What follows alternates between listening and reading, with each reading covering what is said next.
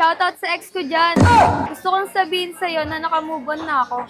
Ay, gano'n ang aray ko. Dito sa Ugbo, Baclaran, natikman nyo na ba itong Padok Pares Overload? Nasa halagang 100 pesos lang. Meron ng lechong kawali, meron ding laman ng baka, naka-unli rice, naka-unli sabaw, kaso walang soft drink, pero may libre ka namang ribs. Wow, grabe may ribs dito.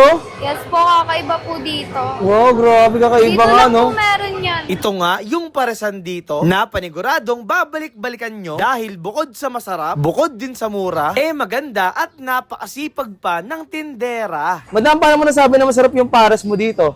Kasi po nandito ako. Ay, ganun ba? At so yun nga mga tropa, bago tayo magtikiman, gusto lang sabihin sa inyo na sales agent na ako dito nga sa Manila Bay Mitsubishi. Kaya kung naghahanap kayo ng mura, matipid at napakagandang mga brand yung sasakyan, puntahan nyo lang ako dito at kontakin nyo lang ako sa Facebook page ko. Baka ikaw na ang susunod na kliyente ko. So paano? Food trip na tayo. Hi ma'am! Magandang gabi po! Hello po, magandang gabi din po. Ma'am, nakita ko yung tinda mo dito. Parang masarap. Ano po ba yung tinda mo dito? Ano po, meron po kaming Pares Overload, 100 pesos po. Meron din pong Mommy Overload, ganun, same price din po. And Lugaw Overload.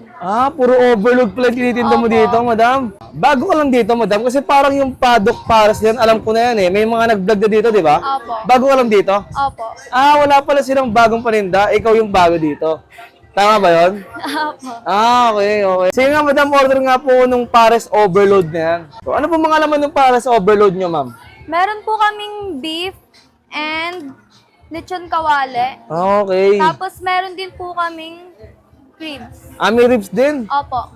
Yan, ma'am, ano yan, ma'am? Ribs po. Ribs. Wow, grabe may ribs dito. Yes po, kakaiba po dito. Wow, grabe kakaiba Dito nga, lang po no? meron yan. Tapos, ano yan, ma'am? Sabaw po. Sabaw. Yes po. Yun, mukhang masarap yung sabaw nyo, ha?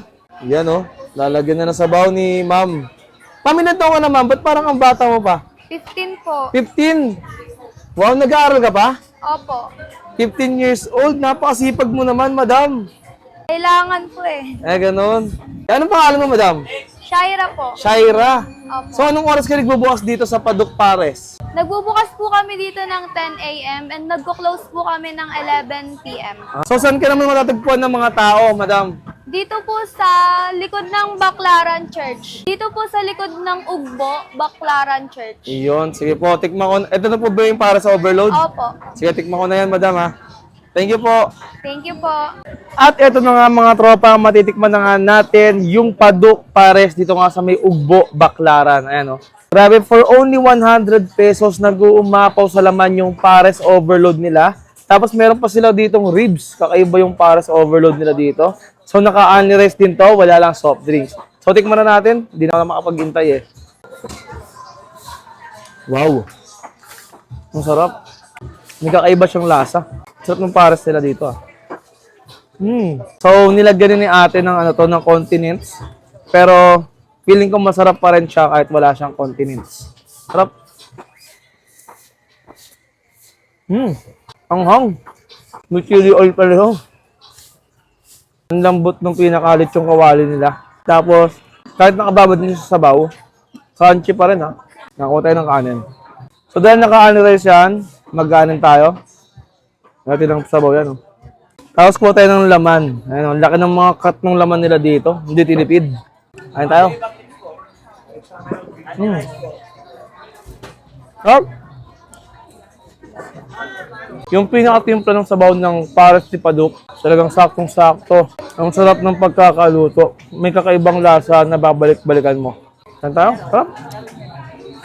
Grabe, napakasipag ni Ate Shaira dito. Isipin mo, 15 years old, nagtatrabaho dito. Tapos dito ka lang makakita ng Pares na may ribs. Ano?